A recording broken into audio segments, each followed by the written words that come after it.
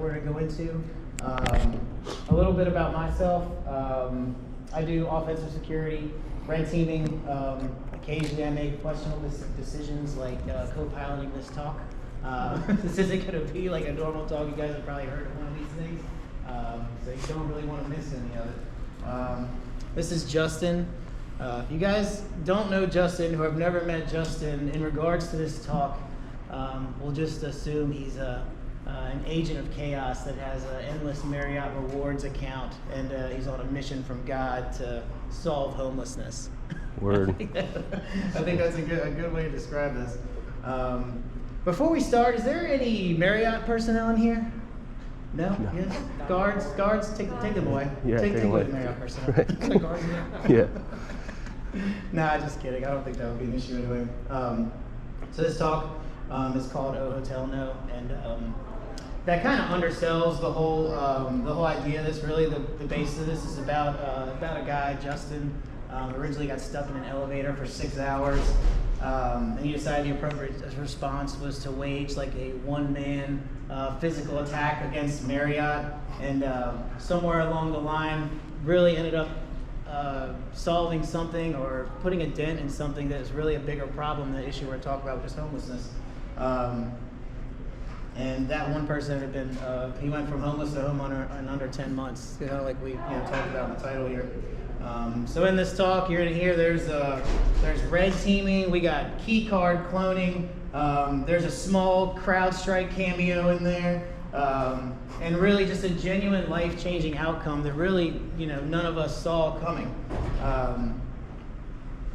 So again, strap into your seats. We got something good for you guys today. And Justin's going to start this off and tell you all how this thing started. Thank you, Dawn. Thank you. Appreciate you all being here. Last time I gave this talk was last summer at BSides Vegas as a DEF CON Sky Talk. There are things that I said there that I won't say here, but there's new content that's worth mentioning since then. This whole campaign started March 13th, 2024. It ended December 30th, 2024. The result was this homeless man I met, Earl Jones. He actually he got a job at Apple and became a homeowner after being homeless for 17 years, and he actually made money. I'm gonna tell you how this happened. As Don alluded to, February 27th, 2023, I'm in College Park, Maryland. There's a place literally called The Hotel. I'm in an elevator, and the maintenance alarm's going off. Nobody came. I'm literally stuck in an elevator. The computer's not working. I'm calling 911, EMS, where are you at? The hotel. What hotel? The hotel. Like, they literally could not triangulate my position. My phone wasn't working. I passed out at one point. I woke up at 1:31 p.m. Nobody was there.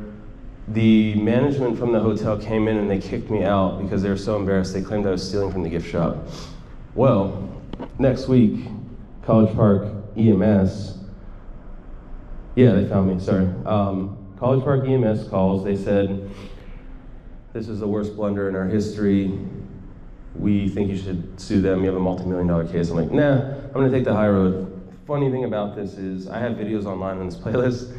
After being stuck there, I ended up in DC and I walked back on foot. And when I went back to the hotel to get my stuff, because I was kicked out, I literally got stuck again for 57 minutes, and I have it on video. So and then finally I ended up on the 3rd floor. I ended up in the back area with the staff, and I'm walking with like a Ratatouille chef hat on and pushing a cart. And then the College Park police came out. There were 7 of them. They're like, "Where have you been? We've been looking for you." I'm like, "Where the fuck have you been? I've been here since 14 hours. The SLA, yeah, not 5 9s. I'll say that much. If this was an actual incident."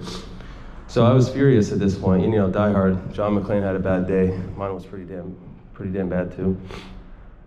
So after that, I don't believe in going toe to toe with idiots because I'll be here with experience, as Mark Twain says. I'm like, how do I use this experience to help someone? And I had a fire in me that was stoked that I'm like, I'm gonna learn everything I can about hotels. I'm gonna completely exploit and compromise them because they hold the secret and the answer to a lot of these problems that we're dealing with in 2026. Nobody should be homeless at all. In fact, this hotel where I stayed at, 464 rooms, on average 87 are vacant per night. There are, at the time, 273 homeless people in College Park, Maryland. That hotel alone could have solved that problem. So it's not about the money, it's the message. And I've always had a soft spot in my heart because at the end of the day, all it takes is one bad event for one of us to be homeless, right? You know, I've almost been there. Let's do this. And I have a bunch of YouTube videos. They're not all working and embedded, but you can catch them after this on the playlist. I actually just a few hours ago went to the JW Marriott in Charlotte and pwned it. I got into a room, because the maid let me in. I said, oh shit, I wasn't supposed to check out yet. I walked right in. Anyway, so the first attempt here was a little bit wild. I was pissed off after this. It was Pi Day 2023. I'm in Richmond where Dawn and I live. It was a really cold day, and I'm like, I'm not gonna deal with this. I went and I booked 2 different rooms at the Richmond Marriott, and I cloned 37 key cards. Started handing them out to people. Next thing you know, and I'm not there, there's people walking through the door. I walk in, the manager escorts me up to 256, and I find the 2 Richmond police officers, the head of security, and they're in the room and they're like, well, we care about homelessness, but blah, blah, blah. I'm like, no, you fucking don't. You're virtue signaling. You don't care at all. The officers were actually like, wow, this is awesome. How'd you do it? I was like, well, it's using this basic bitch, my fair classic thing. You can clone it, whatever. And then I left and I walked out, right? That was buckshot. Didn't really work. Whoops. The funny thing is, too, I went back. My friend Cassandra, she worked at the Starbucks attached there. I didn't know her till a year later. She's like, I was there that day. I saw shit go down. Like, she literally saw all this happening, so. And then, in the words of my dad, Jay Bird, he would have been proud. He has a saying, he's like, I put my pants on the same way he does, one leg at a time, kiss my black ass. So I was pretty proud of that fact, and like I said, I went in there and I was like, you guys don't care, this is proof of concept. They let all the homeless people out on the street. Like after that, they kicked everyone out. So it's like, okay, you guys really care. Oh, and then that night, there were 78 vacant rooms. Yeah, I also want to say, as somebody who was working with him on that, leading up to that, that was strictly something he was there for, but talking to him this whole time, I was like, I think I'm going to book some room for some friends, didn't mention that it was 37 people that were on the street that were about to be homeless, and by the time we really found out what the whole scope was of this whole thing, security was already involved, it was already a whole big thing, but it was really, in the end, it was, serving a public good. It was cold outside. It was the time of winter that you didn't really want to be there. So this was just something that, seemed right at the time. Yep. So then the next 6 months, I got obsessed with security. I learned everything I possibly could. I went back to College Park. There was only one hotel I was allowed back into, the College Park Marriott. It's actually a special place in my heart because this is where it all started. And it was October 23rd. By the time I had learned, I'd been studying, the movement of staff, the guards, I'd be understanding the cameras, because you can learn a lot about a company without even touching the network, right? Passive enumeration, recon, OSINT. I knew exactly who the CEO was, Anthony Capiano. I knew his assistant, Rachel McDowd. I knew the manager of this College Park Marriott, this guy, Jay. And I talked to him, and I was like, hey, and also I had gotten good with them because I was working for another company that tried to let me go last minute, and I booked, I ended up spending $43,000, giving all the staff $1,000 tips of kiss my, black ass. Anyway, so I go and I meet Jay, and I was like, have you ever done any sort of security? There were probably people that have been living in this hotel for years and you wouldn't know. He's like, what do you mean? I'm like, I'm gonna go take my GoPro and I'm gonna show you in 10 minutes. So I go, and I literally just did this last week too. I go to the 5th floor. The College Park Marriott has 2 different buildings, A and B. There's 212 rooms in each, 424 rooms. And going to the 5th floor, if you ever read How I Robbed Banks by Freaky Clown, he talks about the psychology of being up high and how people look at you as if you have a position of power, but also for fire code, it's way easier to go down than up, so you want to start at the top. I go to a maid, I start talking to her, sweet talking to her, like, hey, how you doing, whatever. She holds her key card up to the door, and I have this Proxmark 3 in my backpack. I hold it up there, and I was like, look, it's not working, ma'am. And it clones her card. She has a skeleton key. It gets you in every single room. And I was like, oh, sorry, my laptop's not in there. So this is the presidential suite, right? I then walk down to the 4th floor. Each floor, I go in her room. 3, 2, 1, I go back to the 5th. 11 minutes, 37 seconds pass, and I go show this video to Jay, the manager, and his gears are just turning. He's just like, he can't talk. He's like, he said at one point, he says, "Oh my shit." And I'm like, and so after that, it stoked in him a desire to try and fix Marriott, because Jay was a Marriott employee for 17 years. He didn't know really anything about security, and over the next couple months, he sort of I pushed him through Marriott, and he pulled me through.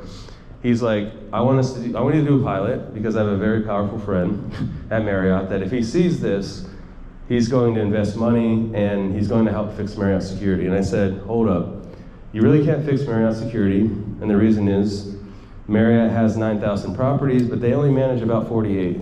The rest of them are franchisees, management. You can't just say, here's how do security. There's also 33 properties. They're all different. Residence Inn, Element, Fairfield Inn, Sheraton, you name it. And an interesting stat that I'll kind of allude to later is the fact that with hotels, as prestige goes up, security goes down. The easiest hotels to break into are the Ritz-Carlton, the Sheraton, the St. Regis, all the ones. So they assume that if you have money, you're not a threat. They obviously haven't met me. So at that point, I was going full-on guerrilla warfare, right? I'm like, I'm gonna go method man with the red man. So what I started to do at these various hotels is I'd book 404 as a joke, like not found, because I'm not actually registered in the room. And then I'd use that as a launch point to the rest of the hotel, and I'd literally take it over. I'd start booking every adjacent room. And anyway, let me get to that, I'm gonna hand it myself. But with Recon, right, OSINT, open source intelligence, you can learn so much about a company. You go on Spokio, you run Spiderfoot, whatever, you can aggregate stuff, you can figure out all kinds of stuff. And then you kind of go through the campaign. You get initial access, which is actually the most fun. And then you do enumeration. It's like running Nmap, right? And then you do lateral movement. You find vulnerabilities. Then you do privilege escalation, you get into better rooms.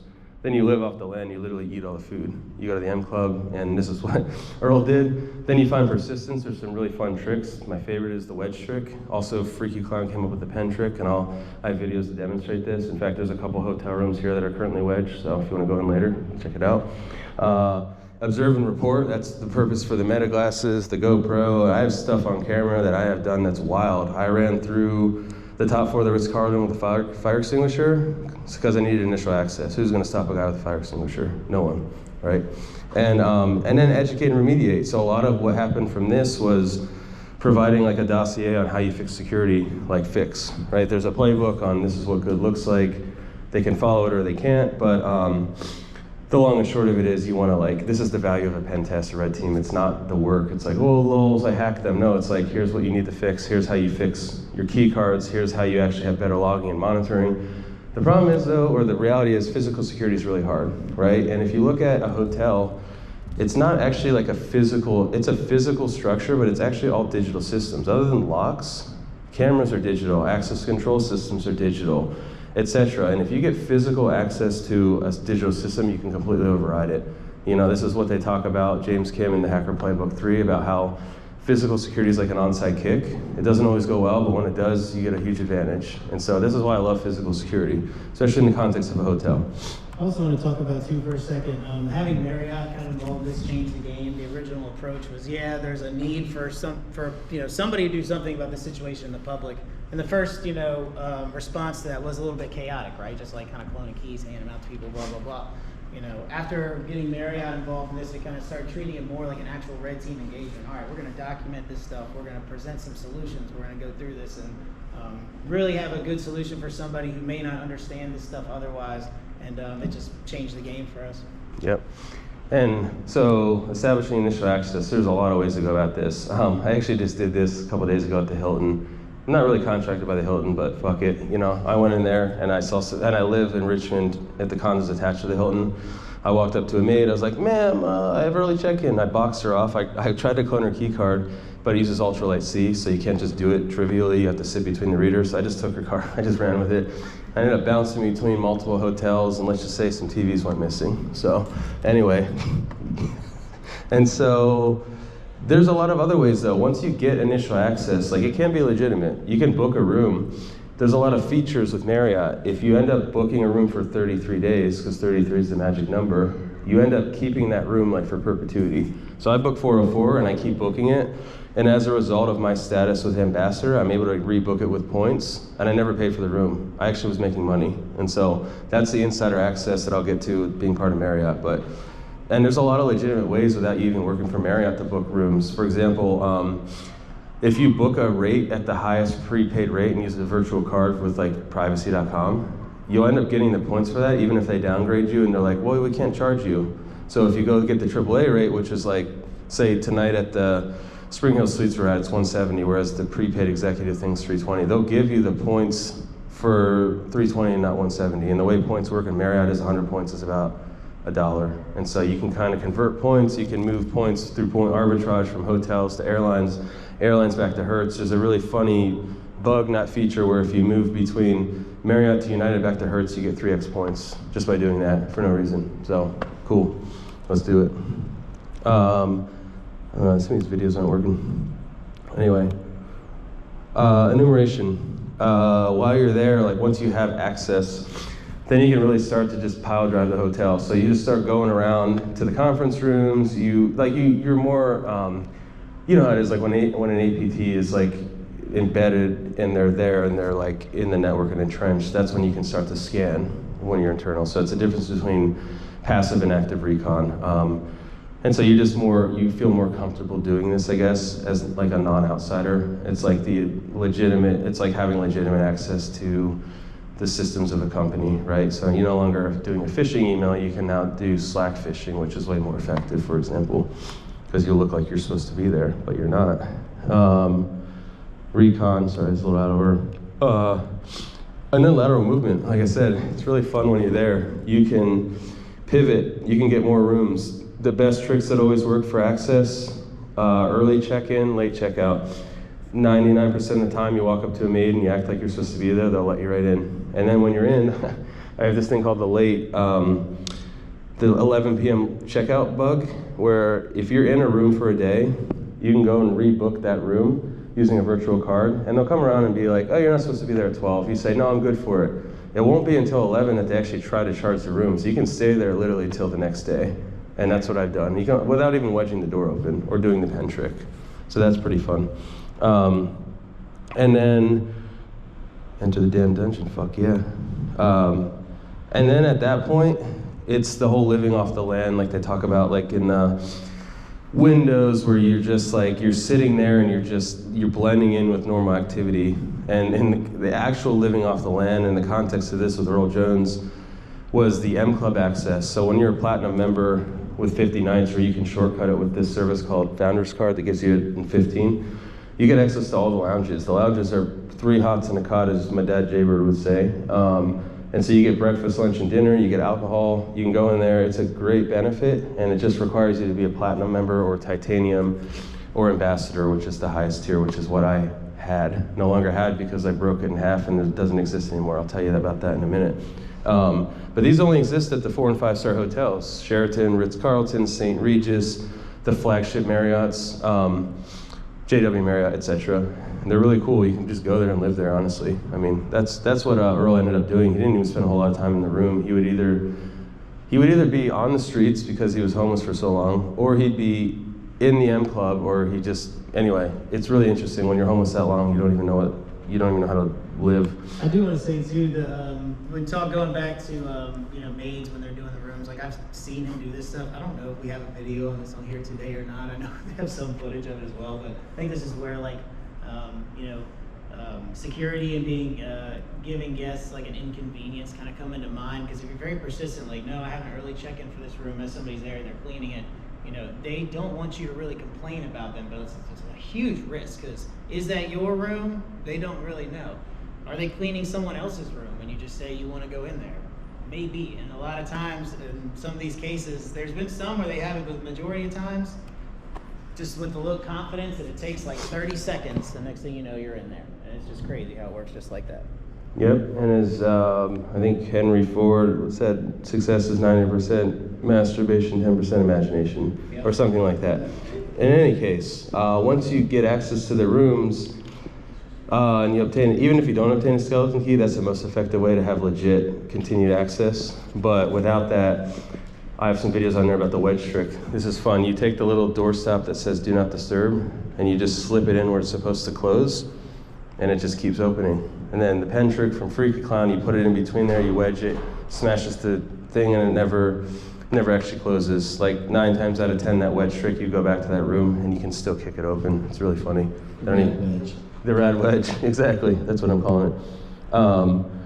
And then observe and report. Like I said, I record everything. I be using this, Dragon Naturally Speaking, to kind of gather telemetry. It'll tell you like access points, Bluetooth. It creates a huge report, especially with AI, like just a bunch of like AI slop, but you can kind of like tune it and make it useful.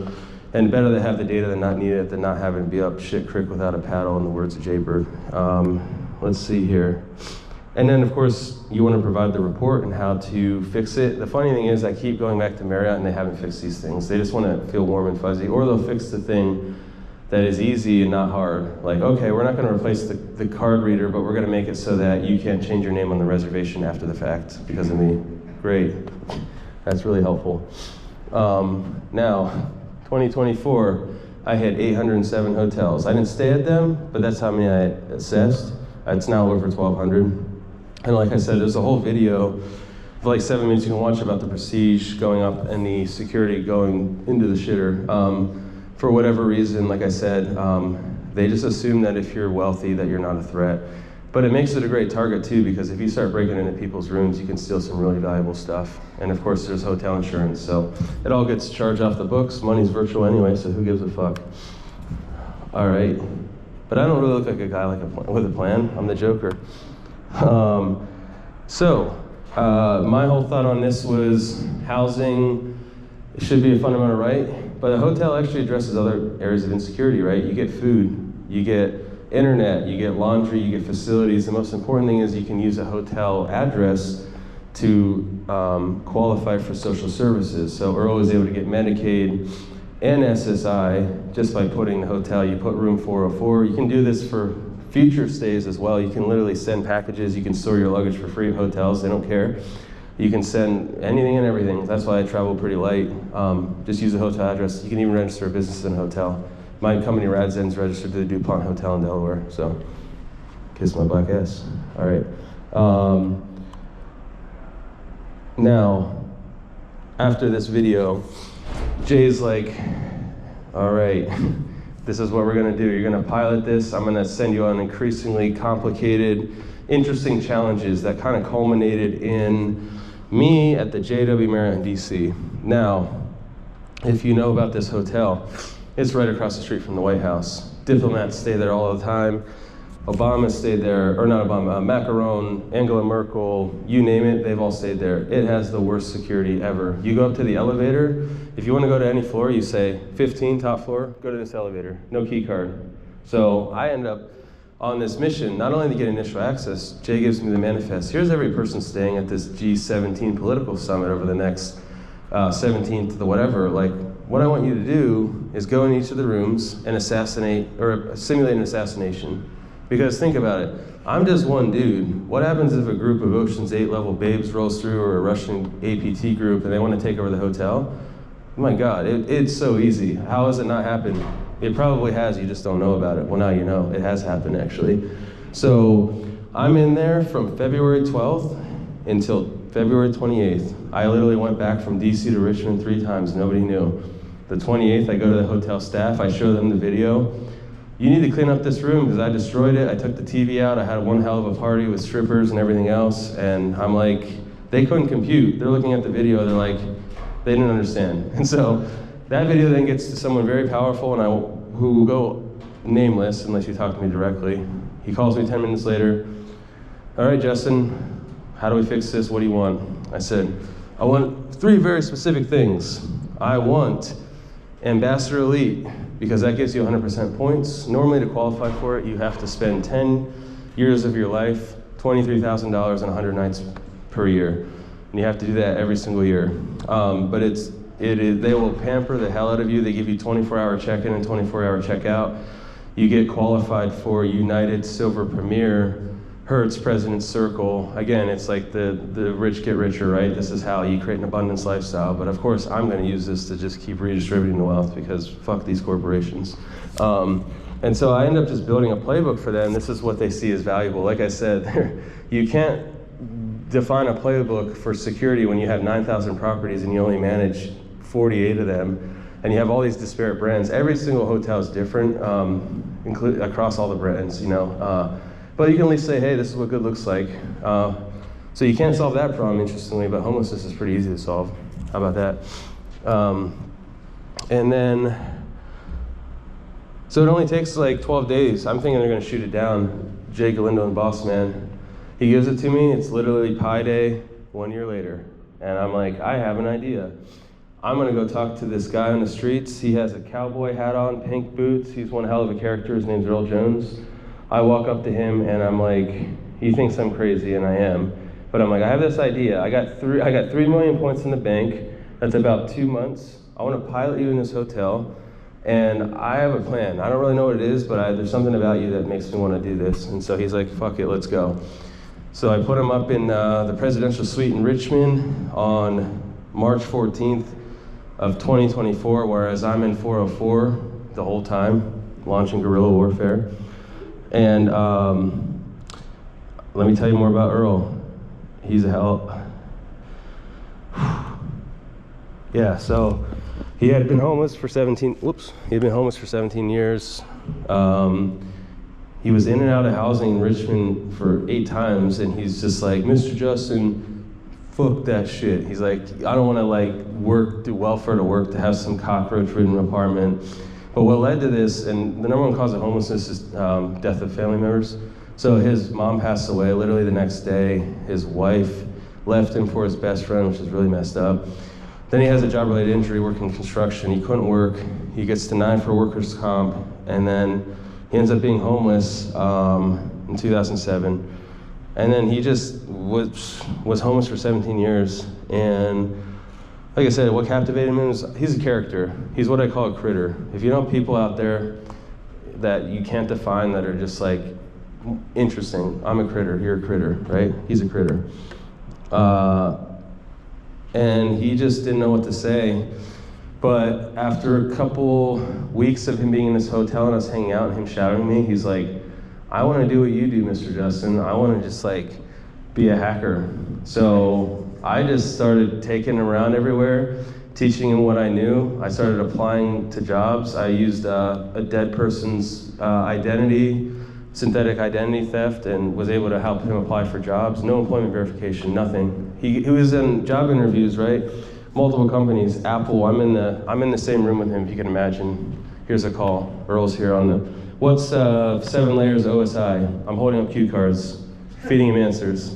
You know, because he's a genius, but he doesn't know tech. But literally within 2 months, he gets a job offer on May 17th. Whoops, this is out of order. But May 17th, he gets a job offer. He's making $70,000 a year after being homeless for 17 years. Crazy. And then he actually got promoted since then, which is crazy. And then over the course of like that year, I'm like, what do you want to do, Earl? He's like, I want to buy a home. I don't want to be on the streets anymore. He's like, I don't want it for me, I want it for other people. So I co-signed for a loan for him. And then he moved out of the Richmond Marriott on December 30th, and he moved into his new house January 3rd, 2025. So, and now, coolest thing about him, I taught him how to be a ghost, and he is. He's actually, last I heard, he's going around with the organization Caritas helping homeless people. Freaking awesome, right? Now, as far as Bonvoy goes, like I said, there's 99 problems and they're all Bonvoy bitches. So there's a couple of interesting ones, and like I said, I'm not gonna delve into the specifics of the shady shit going on that I found out. So I became a Marriott employee officially on April 29th. The whole reason I did that is because I wanted access to the code base. I'm like, I know for a fact that there's vulnerabilities here that I can exploit. Within 6 days, I was in that bitch and I found some stuff that's sketchy as hell, more or less. You can book rooms with fake accounts, service accounts, you can transfer points. Like, I literally had an account at one point with 77 months of free nights. So, you know. Anyway, but you can do interesting stuff. Like I said, you can book at prepaid rates and downgrade to the Explore rate. If you have any friends at Marriott, they can get you this thing for the night, like for tonight. If you want to stay at the Residence Inn, it's $72 instead of like $280. You know, just don't abuse it, because like I've abused it, right? People will get fired. So, but here's the craziest thing about Earl. I tell everyone this story. When he left that hotel, he had 876,320 points. He made $876.32 by staying in that hotel for 292 days. He made money by being housed. It's not about the money, it's the message. Just completely, if this doesn't completely disrupt your understanding of homelessness, it needs to. Because everyone's talking about, oh, we can solve this problem by spending money, this, that, and the other. No, they're not being strategic. It's not about the money, it's the message. Like, we need to stop putzing around. We need to force accountability for fucking Marriott to do more, for Elon Musk, all these dicks that can do stuff that they aren't, okay? If I'm just some poor kid from Pennsylvania that can upend the system, then who, you know, there's no excuse for this. Nobody should be homeless in 2026, nobody. 404 not found, yeah, and you save more when you explore. Like I said, this is kind of an example of like, okay, here's the rate for member rate, prepay, non-refundable. Again, you don't actually need a real credit card on file. You can use privacy.com, you can use Capital One Eno. You just need like a credit card with $1 on it. It'll book the rate, and for some odd reason, well, I already know the reason, but I'll tell you about DEF CON. It'll book it, it'll give you 555,000 points, even though they'll call you and be like, oh, sir, Mr. Bob Jordan, that's one of my alter egos. We can't book your room. What do you want to do? Or whatever. Oh, I need the Explore rate. Well, then they'll still give you the points for the 555, which is kind of silly. When I went to Prague and I debuted this talk, that's what I did. And then also, yeah, so funny thing too, there's an ambassadors program that used to be 100% points. It's now 75%, because what happened with Marriott accounting, because of me, they ran the numbers and they determined that if they dropped it to 75%, they would have broken even on Earl. For them, it's acceptable to not lose money, or to just break even, than for them to like lose money. I thought that was hilarious. So now, sorry guys, if you're an ambassador, you only get 75% points. And there's no 100% point program anymore. So, and the only difference between Titanium and Ambassador really is you get Hertz 5-star here, or President's Circle versus 5-star. It's really, it's worth it. But to get Titanium, you need 75 points, or like I said, if you do the shortcutting through the Founders Card, you can get it in 20 days. Founders Card's pretty cool. It's for startups, and like us, it's like $300 a year, and it gives you like access to all these cool perks programs and stuff. And then you have all these really cool point arbitrage programs. Like, points are worthless, just like money. Money's virtual, it doesn't exist. If we wiped out the $32 trillion in debt tomorrow, nothing would happen other than prosperity, but don't get me started. So if you move points between different airlines back to rentals, you can literally just arbitrage points and make money off that. You can be a points trader. You can make money like if you want to, and it's not even that hard. It's not like you have to watch the market. You just have to be relentless and have the tism like me, and just be obsessed with just like focusing and hammering away and just finding ways to make money off points. And that's legitimate. You don't need Marriott access to do that. Oh shit. And that's it. That's the long and short of it. Yeah, I got something I want to say about Earl's story too. I think, that whole thing really turned into something I don't think either of us could have really imagined what it was. The homeless people in Richmond where we're from, there's not, they have options if you want to start trying to build a foundation, but the longer you're homeless and live like that, the problems just become insurmountable almost. They just, like, from the outside looking in, it's like, all right, yeah, they can probably get you some kind of housing, maybe you can stay at the Salvation Army for a little while, get on your feet. There's a couple other places around there that do work, but it really is a system, set up to just kind of keep them always in one place. The thing that stood out to me most with this was once this guy had a stable foundation, somewhere, safe he could lay his head at night, somewhere he could take a shower, somewhere he could have food. It's like, it opened him up to really do things that even he never really thought were possible. And it was really just the start of having that foundation.